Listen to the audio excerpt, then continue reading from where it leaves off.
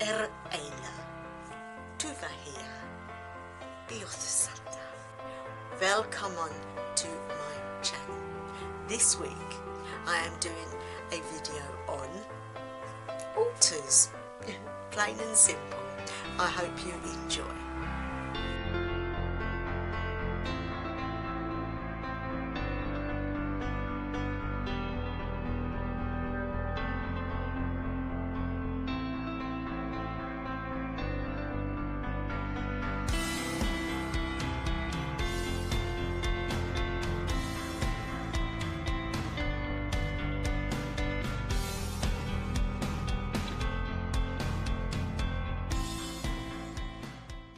Hi everyone, Tuva here. I hope you're all doing really well. I thought it would be really good to do the subject about altars, because lots of people, when they start off in witchcraft of any form, first thing they read is setting up an altar. So I thought I'd show my altars today and then do a little bit of information on what they are, why we have them, and what good are they. All my stuff is kept here where I can see it. My cupboard holds everything I need, and the things that I use on this one gets changed regular.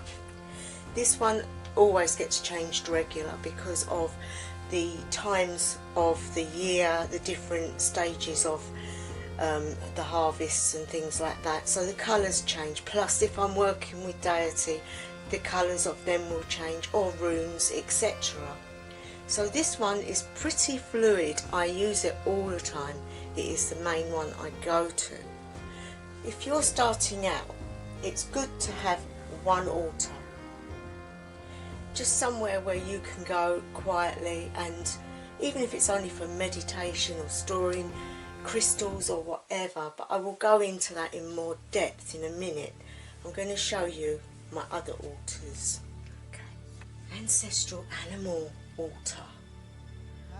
Yeah, it's got things on there for when I am doing healings for animals, or when I am talking to my animals, dogs that I've worked with, animals I've worked with. I've put Freya on here also because she loves cats, so she's denoted with animals, hence I put her on here, because I'm always changing my other altar these days, so she's not always on that altar, but I wanted her in a fixed place, so she is on this altar. And I have animal bones and antlers, and there's also a god of the forest there. He can depict anyone, including Odin. I mean, Odin loved animals too. You've got the crows. In fact, I'm looking to get a raven to sit on there at some point, because that is something I'm really drawn close to. So I want that. I've got a picture of one of the animals that I did healings for, who did pass away, but I feel his spirit around quite a bit. So I use him on my altar. There's my lovely dog Jack. His ashes are on here because he used to work with me in my circles. He was definitely a familiar, and so he's with me in my magic even now, with his ashes and his spirit, of course. I light a candle for him. I have my smudge stick on here, because all these things represent who we are within. So my angelic altar. This one I use when doing my hermetics, which I don't do as regular as I used to, but we do use the angels in ritual, so I still have my angelic altar. If you look at the tree that's there, that's the silver tree, that's to do with hermetics. That one there, that is made from natural twigs from the garden and things added to it. If you want to know more on that, let me know below and I will do some stuff on that. That's the Tree of Life Kabbalah, and you know, all the stuff that goes with that. I have incense on there I have a blue candle because in the Hermetics, what should I say, in Kabbalah, you should have a blue light on the altar because that denotes the altar is holy. So just something to keep in mind. I know I used to always have a blue light on my altar. As I have gone onto different pathways, it has changed, but that is my angelic altar. This one is my ancestral altar. It's got pictures of my family, of my child that passed away. It has runes on there which I can do readings for. A light, a candle, excuse the sound in the background, it's the telly. Yeah, so we have crystals on there for divination, and it is basically dedicated to my ancestors. Now you might ask, what is an altar? Well, an altar is a place you go to, that you set aside, that becomes sanctified with herbs and spices and candles and prayers and healings and spell work. It's a place that you put aside for just those things, that you need a place where you can be quiet, where you can, your intent is there, that you can put all your pieces that you need for your practice. So it is good to have a place. If obviously if you're still in the broom cupboard, excuse the pun, if you're still not out there and you can't have an altar, you can buy smaller altars that are travel altars that you can take wherever you go. My thoughts on that are, they're okay if you're in a position where you can't do your own altar. So you can be anywhere, you can just set them up wherever you are. Altars are a good thing to have, but how do you go about setting one up? Well, depends on who you are, because I do believe that our altars depict us, our personalities, our craft. For example, if you're in a traditional witchcraft coven, then you will have a set way of doing your altars. You will have your tools on there, you will have specific flowers, you will have specific coloured candles, you will have all the things that you are doing in your coven work. When you go on to those that are hereditary witchcraft practitioners, they have their own way of doing it, and very natural. They probably have altars in their garden, which is also a thing that you can do. Now, an altar in the garden can be anything. It can be, you get some stones and things and put them around a specific place where you go all the time. And when you go there, you just take a candle with you or some incense, and you do your work from there. So you're in nature, which is wonderful if you have a place you can go. But if, like me, you're in a city and you have to do everything in your home or in the parks local, you can't really do that. When my garden's sorted out, I'm going to depict an area and I'm going to ordain it to the god Thor. But indoors you can still do your altars and they can be really nice. And for example, now you say, so how do you go about setting one up? Well, depending on the craft you're in, will depict how you feel as a person. So for example, you might be someone that just likes bare wood. Well, that's okay. You haven't got to have an altar cloth.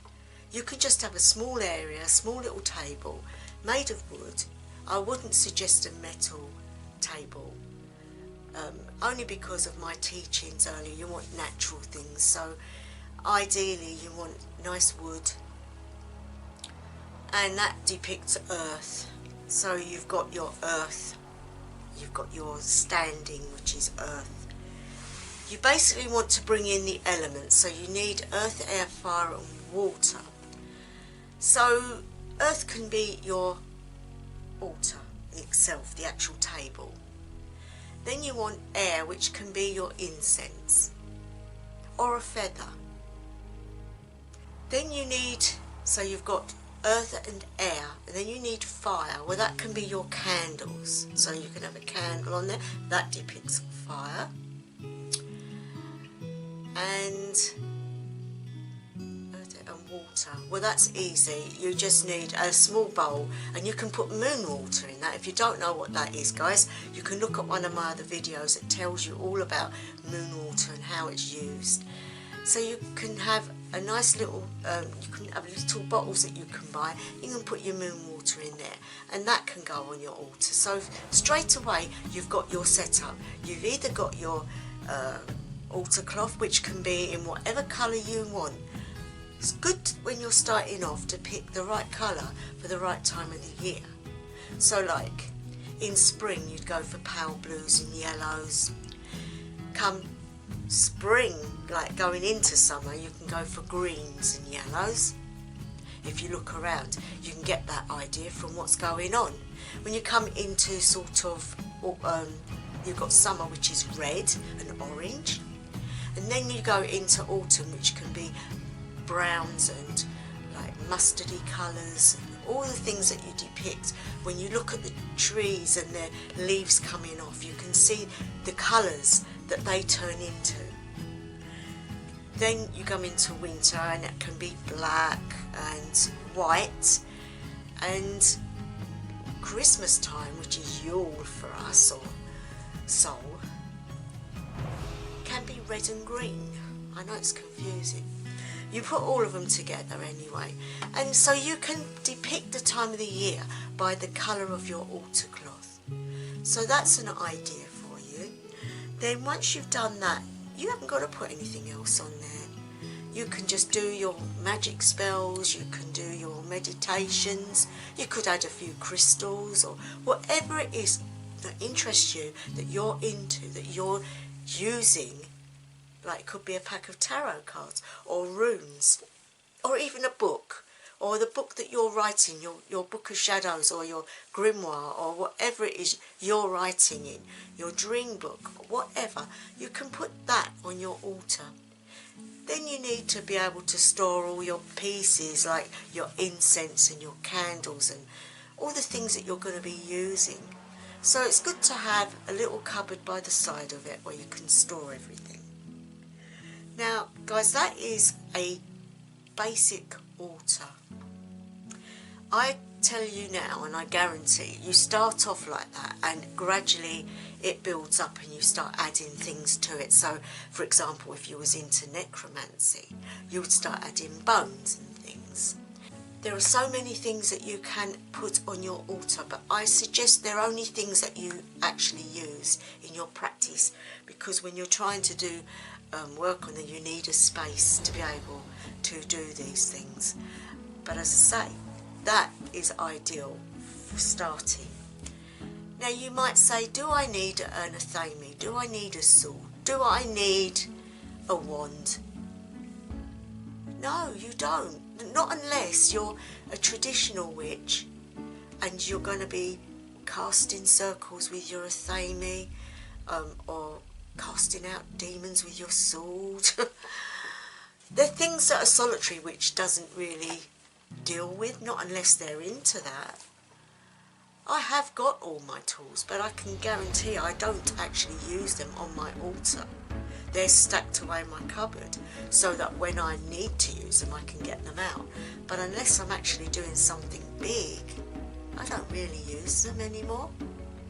So that's just a thought for you. Do you actually really need them? Because at the end of the day, an athame you can't use to cut things with. It's basically a ritual tool which is used in coven work. It's used, as I say, to cast circles. It's used in the great rite when you're doing it symbolically within the chalice, which is the womb of the goddess. These are all things that are used in traditional witchcraft. So I would say with me, I use the horn, the drinking horn. I use all the things from my Norse tradition, but they're not actual tools. I don't use a wand. I use my staff because I use it. It's basically, you need things that you use. If you're into necromancy or you talk to the spirit, then you will need, some people have a skull of some sort on their altar. And of course you need offering bowls and things like that. So it comes down to, at the end of the day, it comes down to how you as a person feel, what your personality is, how you work with deity, and what you actually want to get from your altar. It's okay having elaborate altars, but they can become very cluttered. And the one thing I did learn is to always keep your altars clean. You know, it's nice to go to a clean altar. So yeah, getting back to my altars, well, you've seen my main altar. Now that one I use and I change things regular. The animal altar is if I have work to do with the animals, or I want to give out prayers, you know, to the gods for the safety of the wildlife. I might even put offerings on there for some of the gods' animals. For example, Odin's horse, his ravens. You can leave offerings on your animal altar for these animals, which is nice. You know, sometimes I feel they get left out, but no, it's nice to feed them as well as the gods. So you can put an offering on your main altar for the deity you're working with, and you can do one for the animals as well. Now when it comes to, hang on, let's look, the angelic altar, the only offerings I give on that is flowers. And you saw my other altar, which was the ancestral altar. Never ever have that in your bedroom. It's not a good idea, because basically you're saying, come on ancestors, come and watch everything I'm up to in my bedroom. And for some people that might be a no-go subject. Obviously we have private lives and it's nice to keep it private. But the ancestral altar is when you want to work, say for example around Samhain time, and you want to do some necromancy spell work, or you want to get close to the spirit world. It's good to actually have a chair by it, light the candle, invite them to be with you and go into path working. So that one is good for that. But what I do when I do that is wear a head covering, because sometimes they might loom up on you. It's good to be able to blank the world out and be able to journey just from what your senses are telling you. And I will be back again this time next week. I hope you really enjoyed this. I know, you know, some people when they're first starting out don't know anything about altars and they just go by what they read. Guys, it is personal. It is what's within you. So as I say, whatever you're doing, whatever day, night or evening it may be, I wish you the best ever. Love you guys. House of Alang.